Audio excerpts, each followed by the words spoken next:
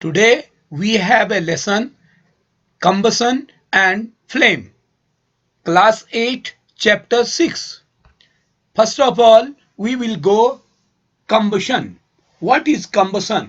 Simple Hindi में अगर बात करें तो दहन को combustion कहा जाता है. It is a chemical process in which a substance reacts with the oxygen of air to give heat and light is called combustion. यानी कंबशन की जो प्रोसेस होती है इसमें ऑक्सीजन से क्रिया करता है कोई भी पदार्थ और दो चीजें प्रोड्यूस होती है. One is heat and second is light. Oxygen is necessary for combustion to take place. Oxygen के बिना कंबशन की प्रोसेस नहीं होती है. Respiration is a kind of slow combustion of food which takes place in the body to produce energy. Rusting of iron is an example of slow combustion.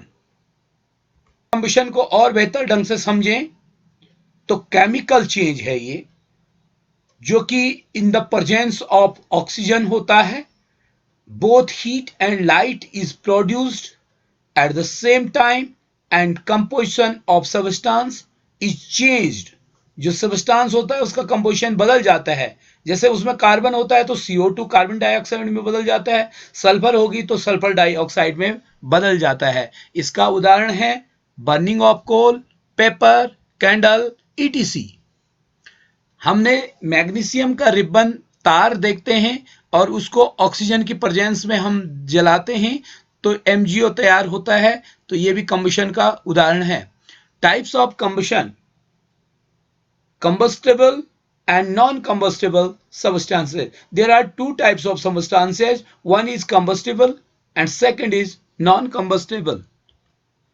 Combustible substances are those substances which can burn are called combustible substances. उदाहरण के लिए paper, petrol, kerosene, wood, coal, cow dung, diesel, charcoal, ETC. ये दहन हो जाता है इनका. और एक होते हैं नॉन कंबस्टिबल सबस्टांसेज, यानी जिनका दहन नहीं हो पाता. उनमें स्टोन है, glass, cement, bricks, soil, sand, water, iron nails, copper. Conditions necessary for combustion. Combustion के लिए कौन सी दशाएं बहुत जरूरी है? नंबर 1, हम जानते हैं कि कंबशन बिना ऑक्सीजन के नहीं हो सकता है, इसलिए प्रेजेंस ऑफ ऑक्सीजन या सपोर्टर ऑफ ऑक्सीजन, ऑक्सीजन पहला चाहिए. दूसरा बात है कंबस्टेबल सबस्टेंस, दूसरा हमको जलने वाली चीज चाहिए. और number 3, heating the combustible substances to its ignition temperature, और जो इसका इग्निशन टेम्परेचर. तो 3 शर्तें हैं: presence of oxygen, presence of combustible substance and ignition temperature. Forest में फायर लग जाती है तो the forest fires occur during the hottest summer days. It is occurred due to the extreme heat of summer. Sometimes the ignition temperature of dry grass the forest is reached, which makes the dry grass catch fire. अभी हमने थोड़ी देर पहले कहा था ignition temperature, प्रज्वलन ताप. किसी चीज के जलने के लिए जो ताप आवश्यक होता है उसे उसका ignition temperature कहते हैं. तो ये जो जंगलों में आग लग जाती है वो ignition temperature के कारण लग जाती है. How can we control fire? हमने आग पे नियंत्रण करना है तो हम 3 तरीके से आग पे नियंत्रण कर सकते हैं. जो 3 कंडीशन थी, पहली कंडीशन थी कि कंबस्टेबल सबस्टेंस होना चाहिए. तो सबसे पहले हम क्या करेंगे, उस कंबस्टेबल सबस्टेंस को रिमूव कर देंगे. नंबर 2 था कि एयर की सप्लाई, ऑक्सीजन चाहिए तो हम एयर की सप्लाई बंद कर देंगे. और number 3, remove the heat, temperature नहीं होने देंगे. जैसे हम पानी डाल देते हैं तो उसके कारण जो है उसका इग्निशन टेम्परेचर बढ़ जाता है और जिसके कारण उसका दहन नहीं हो पाता है. ये फायर एक्सटिंग्विशर है जिसका कि प्रयोग स्कूलों में या कहीं भी ऑफिसेज में किया जाता है।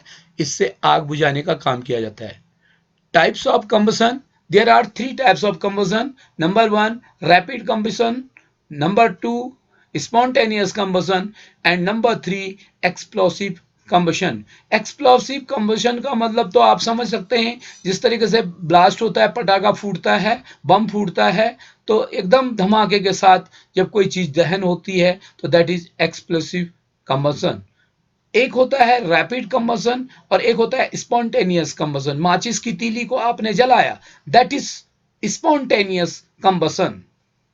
और जब कोई चीजें तेजी से जलने लगती है तो that is rapid combustion. Rapid combustion जैसे इसमें large amount of heat and light are produced in short time is called rapid combustion. ये शॉर्ट टाइम में होता है।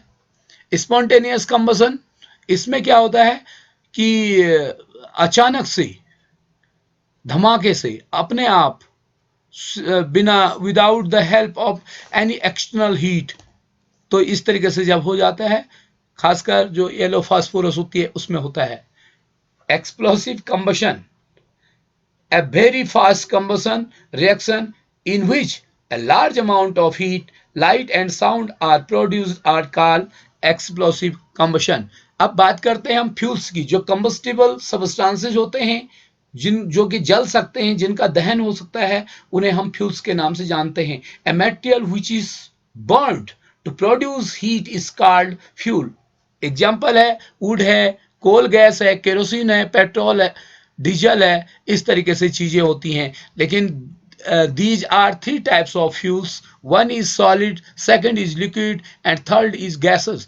तो सॉलिड में आपने देखा होगा, लकड़ी देखी है, कोयला देखा है, इस तरीके से।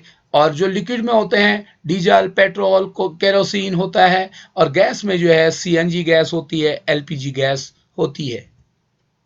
फ्लेम, जब कोई कम्बस्टिबल सब्सटेंस जलता है, और a flame is region where combustion or gaseous substances takes place. Some of the substances which burn by producing flames are LPG, biogas, wax, camphor, magnesium, kerosene oil and mustard oil।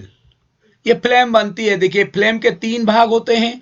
One is dark zone, that is of black colour, it is the least hot part, and the middle part is yellow and that is luminous zone, it is moderately hot, but the outermost part is non-luminous zone and that is of blue color, it is the hottest part of the flame। Burning of fuel leads to harmful products. जब कोई भी चीज की burning होती है, combustion होता है, तो उसमें बहुत सारे हार्मफुल प्रोडक्ट्स बनते हैं। जैसे कार्बन पार्टिकल्स जब जलते हैं तो उससे कार्बन डाइऑक्साइड गैस बनती है।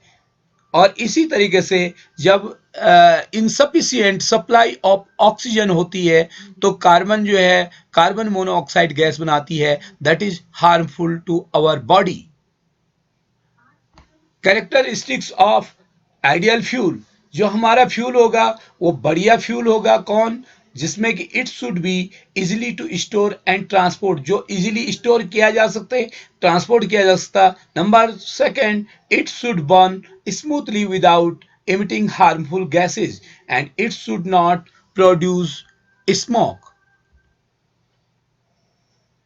Calorific value, it is amount of heat released when 1 gram of fuel is completely burned in sufficient supply of oxygen। It is measured in kilojoules per gram। तो इसमें जो है हाइड्रोजन से 150 के जे means kilo joule प्रति ग्राम हमको calorie value प्राप्त होती है, और ये सबसे अधिक है। इसके बाद आप मीथेन गैस या इस तरीके से एलपीजी इनको ले सकते हैं, लेकिन जो हाईली कैलोरिफिक वैल्यू वाला फ्यूल है दैट इज हाइड्रोजन। जो बर्निंग ऑफ फ्यूल्स है वो हमारे इन्वायरमेंट को अफेक्ट करता है, जैसे कोयला है, लकड़ी है, तो ये अनबर्न्ड होता है तो कार्बन पार्टिकल्स को रिलीज करते हैं एंड पार्टिकल्स में enter into our respiratory tract and cause respiratory disorders. Burning of coal and diesel produce sulphur dioxide. जब डीजल या कोयला जलता है तो सल्फर डाइऑक्साइड गैस भी बनती है which can cause suffocation and it can lead to acid rain. और जब वायुमंडल में नाइट्रोजन ऑक्साइड और सल्फर डाइऑक्साइड की मात्रा बढ़ जाती है तो ये जो है एसिडिक रेन करवाता है।